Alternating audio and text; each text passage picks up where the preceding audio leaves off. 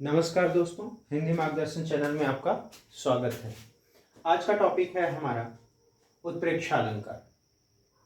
उत्प्रेक्षा अलंकार का अर्थ होता है या उत्प्रेक्षा का अर्थ होता है कल्पना करना।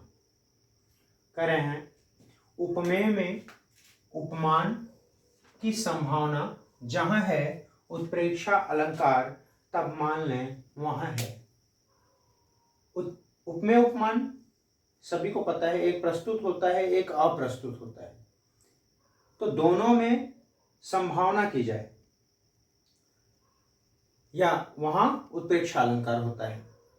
कह रहे हैं जहां उपमेय में उपमान की समानता के कारण उपमेय में उपमान की समानता की जाती है, उस समानता के कारण क्या होता है, उपमेय में उपमान की संभावना या कल्पना की जाए या उपमेय उपमान की कल्पना की जाए कि उपमेय ही उपमान है या मानव उपमेय ये है, मानव उपमान ये है।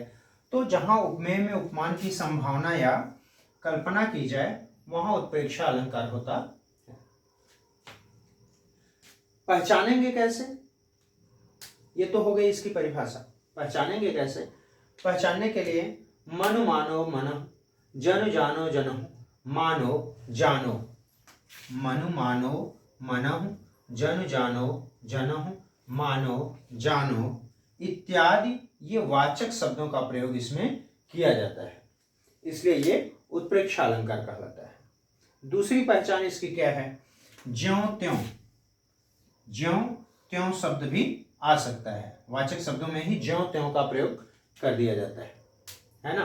तो वाचक शब्दों में या संस्कृत के जब पूर्ण उदाहरण आने लगते हैं तत्सम से संबंधित तो इव या निश्चय शब्द भी आ जाते हैं। करें इव या निश्चय शब्दों का भी प्रयोग कर दिया जाता है इसमें, तो उत्प्रेक्षा अलंकार कहलाता है। ये हुई इसकी पंक्तियां, ये हुई इसकी परिभाषा, और ये कैसे पहचान सकते हैं वो छोटी सी दो ट्रिकें हैं। अभी देखिए आगे हम इसके उदाहरणों की बात करेंगे कि किस तरीके से उदाहरण दिए जाएं। मित्रों, हम उदाहरण की बात कर रहे थे, तो उदाहरण में मैंने कुछ उदाहरण लिख रखा है, इसके बारे में डिस्कस करते हैं। कह रहे हैं सोहत ओढ़े पीत पटु श्याम सलोने गात, मनहु नील मणि शैल पर आतप पर्यव प्रभात। भगवान श्री कृष्ण के पहनावे की बात की जा रही है कि पीले वस्त्र को उन्होंने ऐसे धारण कर रखा है मानो नीलमणि पर्वत पर सुबह का प्रभात ऐसी छाया बनी हुई है।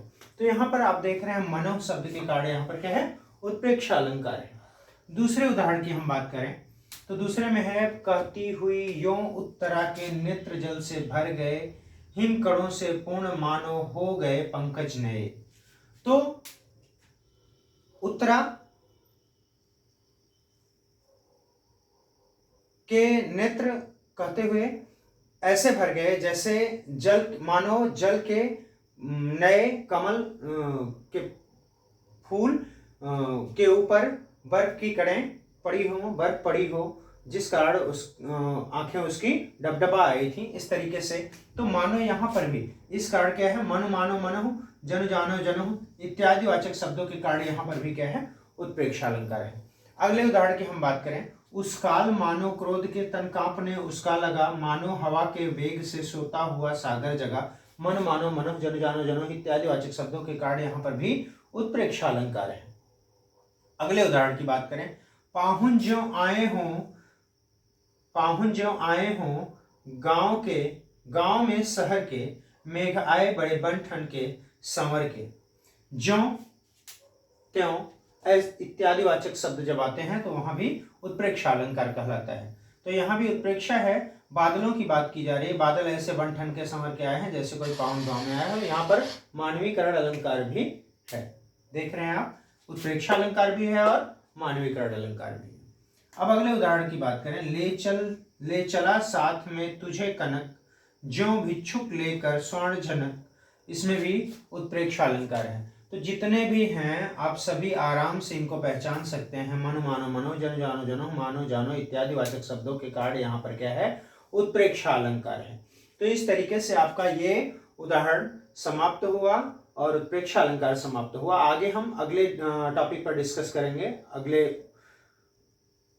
अतिशयोक्ति या अन्योक्ति, अर्थालंकार का ही कोई एक उदाहरण लेकर के, अतिशयोक्ति अलंकार लेकर के चलेंगे। आप लोगों को कुछ मैं और भी इस टाइप के उदाहरण दूंगा, ऐसे एग्जाम्पल दूंगा, ऐसे उदाहरण दूंगा जो कि परीक्षा में अक्सर पूछे गए होंगे, जिससे आप आसानी से तैयार हो सकेंगे। ये TET, super TET, C TET में भी कुछ टाइप के क्वेश्चन, सी टेट के भी, सुपर टेट के भी, और जो KVS वगैरह के एग्जाम आप लोग देते हैं उसके लिए भी उपयोगी प्रश्न रहेंगे, और TGT लेवल के भी प्रश्न रहेंगे। उसमें व्याकरण से संबंधित, अलंकार से संबंधित जो भी प्रश्न रहेंगे TGT लेवल से भी रहेंगे। तब तक के लिए मेरे चैनल को लाइक और सब्सक्राइब जरूर करिएगा। आपका सहयोग ही मेरी कार्य को और भी अधिक अच्छा बनाएगा, उपयुक्त बनाएगा। तब तक के लिए धन्यवाद।